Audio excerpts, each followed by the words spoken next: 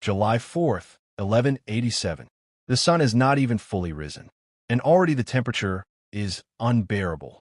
A massive Crusader army stands on a hillside, near two small peaks called the Horns of Hattin.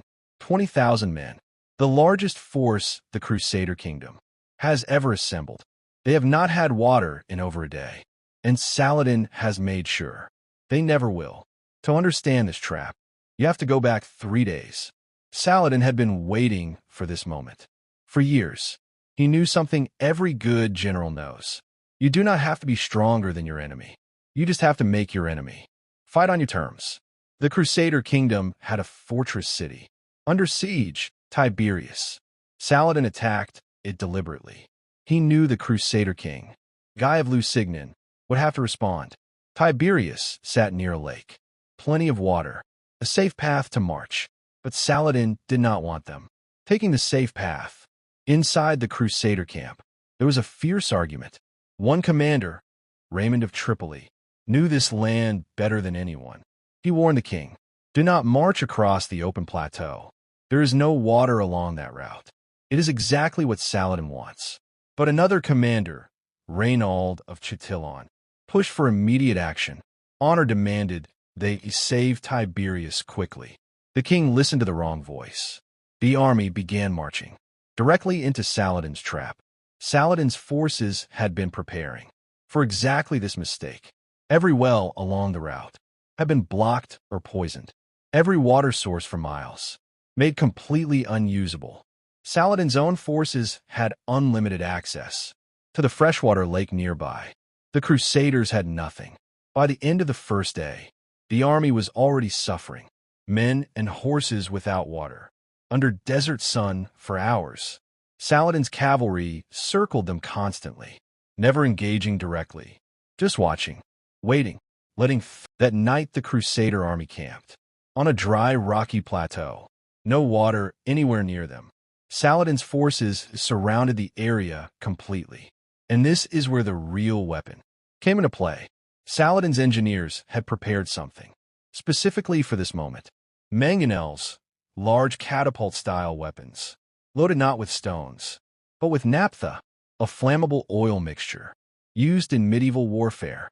For centuries before this battle, clay containers filled with this oil were loaded into the catapults, lit on fire, launched directly into the dry grass and scrubland surrounding the Crusader camp.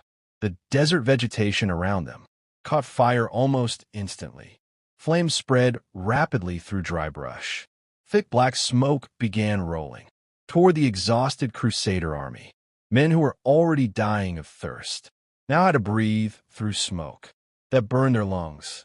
The heat became unbearable, combined with the desert sun above and fire spreading around them. The Crusader camp became something closer to an oven than a battlefield. Saladin had created the perfect storm. Thirst weakening their bodies, fire and smoke disorienting their minds, heat exhausting whatever strength remained, and his own forces rested, hydrated, fresh, waiting for morning. As dawn broke on July 4th, the Crusader army that had once been the pride of the Holy Land stood broken before they had even swung a single sword in real battle. Soldiers were collapsing from heat exhaustion. Horses were dying where they stood. The fire continued burning around the camp, cutting off any possibility of retreat. Saladin's forces began moving into position. Drums started beating across the desert. War horns echoed off the hills. The sound alone, combined with smoke and exhaustion, began breaking the morale of men who had marched here as the strongest army in the region. Inside the Crusader command tent, King Guy understood the situation. For the first time, they were not facing a battle. They were facing a slaughter that had already begun the moment they left the safe path. The true cross, the most sacred relic in the entire Crusader kingdom, sat in the center of their camp, carried into this battle as a symbol of their faith and their strength. By the time the sun fully rose that morning, it would become something else entirely, a symbol of how completely one tactical decision can destroy everything. The morning of July 4th, 1187, brought no relief, only fire. Saladin's forces began their final assault, as smoke still hung thick in the air. The Crusader army, already broken by a night of thirst and burning vegetation, now faced a full coordinated attack. The first wave came from the cavalry. Saladin's horse archers rode in close, fired volleys of arrows into the désorganisée Crusader formation, then pulled back before any countercharge could reach them. Again and again. This was a tactic Saladin had used before. Wear down an enemy who cannot chase.